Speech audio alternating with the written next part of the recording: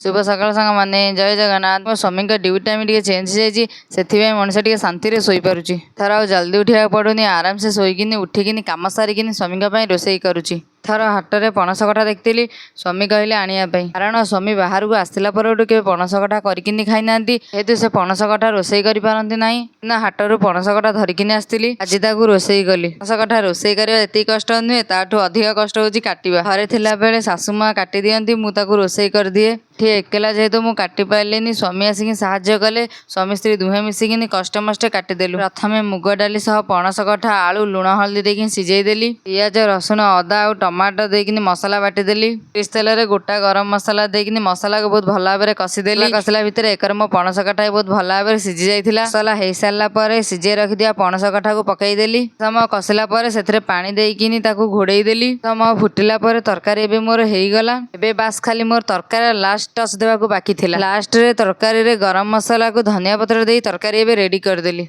एते दिन पर स्वामी पणस कठा तरकारी खाइबो बोली खुशी अछंती। तांका खुशी देखि मते भी भारी खुशी लागुची। आपण माने मो परी एमिति केबे तरकारी बनेछंती कि जदि बनेछन ताल निश्चय कमेंट रे कहिबे।